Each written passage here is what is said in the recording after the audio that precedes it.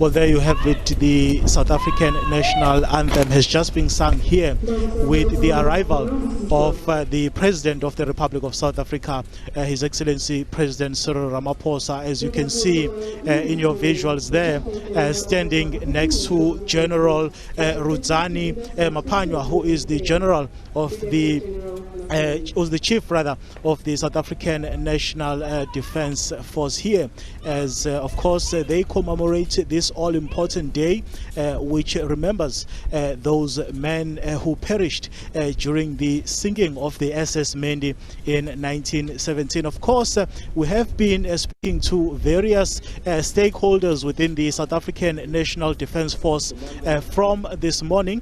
As a matter of fact, throughout the week we have been present here observing some of the basically activities that are being done by the members of the South African National Defence Force. Let's now cross over to the podium and listen in.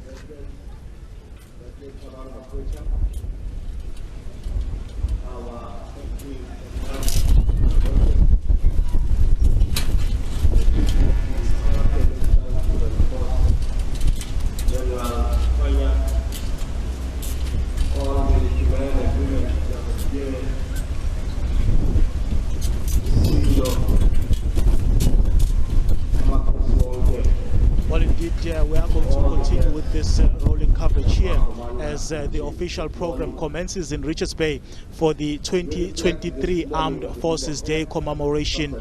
And earlier on, of course, we were in conversation with retired Major General Mokwape, who was telling us basically about the importance of this day. General, you spoke about the role of the SANDF in the broader context as well as in the African continent. Who is exactly attending this very crucial day here today? Today, yes, here, Simpiwe, we have the regular force. These are the permanent members of the force. We've got the reserve force, that is a part-time component of the defense force. Civilians out there who have been militarily trained and are called as and when, like on an event like this. We also have civil institutions. You see the king is here, the traditional leaders of this region are here. Then the political side that leads us, the political side, the executive is here. So you have got a military family that includes the defense industry, by the way. Without the defense industry, there's nothing that we can do. Now, this is the entire family of the military that's here. Now, why the SANDF? The SANDF has got two components. The one component is a defense force at war that defends against the aggressor the territorial integrity of the country and the waters and the airspace. Then you have a force for peace, a force that defends the nation against the elements, against disasters, against diseases, against everything that is about the best of human beings. So the defense force today here is demonstrating, and we have been hosted by the Navy, is demonstrating its capability to the region in general, I mean in particular, but to the community at large, that we are indeed capable of operating together. So the Army, the Navy, and all the arms are here. And we singled out the South African Military Health Service to be the one that shows the beautiful and peacetime of its defense nature.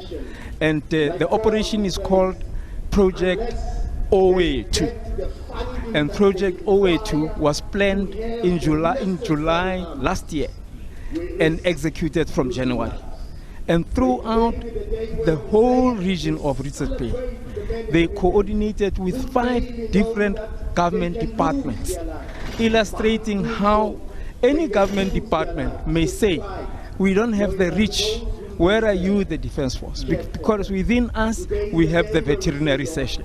So our veterinarians, our surgeons, our veterinary surgeons have operated on more than 1,000 animals in this area, including, in fact, amputating a dog. Our social workers have been busy advising young girls on pregnancies, sexually transmitted diseases, and we've been everywhere. We are able, our doctors are able to do dentistry, are able to do cataract operations in the field, which civilian doctors cannot do.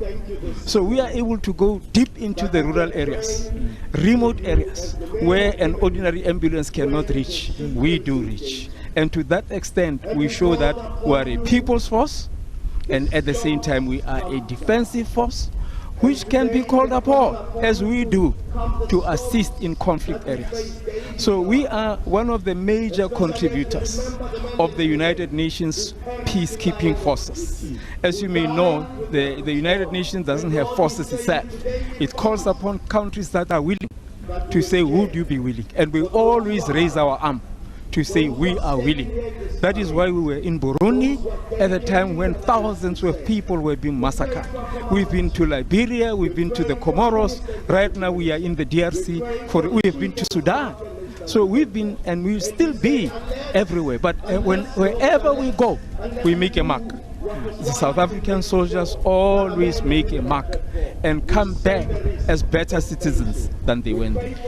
Earlier on, I was speaking to one senior member of the SANDF, and he was telling me that if soldiers are not at war, they are preparing for war. Yes. Having seen the demonstrations that have been taking place throughout the week, what is your assessment and your observation of those? First of all, we are doing much with very, very little.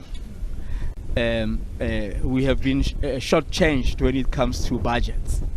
And perhaps sometimes the decision makers don't know that we are a reliable arm of every single government department. You talk about housing, we're able to assist. You're talking about medical health, as I have said. You're talking about education. Our teachers and lecturers are called instructors, right? And the complete teaching staff is called directing staff. And these are at our schools of excellence. So every little thing that you can think of as a profession, we do. And therefore, I would say what I saw here now, especially last night and the day before, is that we had come to demonstrate to the people that we are for you. We would never be against the people, and the people must rely on us. But with the little, you can see that we were able to show South Africa that the enemy won't pass.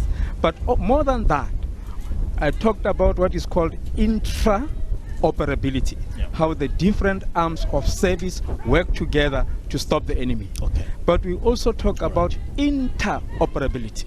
And I'll explain to you more about that. Okay, Major General, thank you so much for your time. And of course, we are going to continue basically giving our viewers a blow-by-blow coverage in terms of the proceedings here. As you can see in your visuals, I'm seeing members of the South African National Defence Force conducting that parade, which is just concluded, and the President is already seated, meaning that the program has now officially begun. But of course, we'll continue with this coverage. But for now, let's link back to Studio 2, Naledi and Desiree.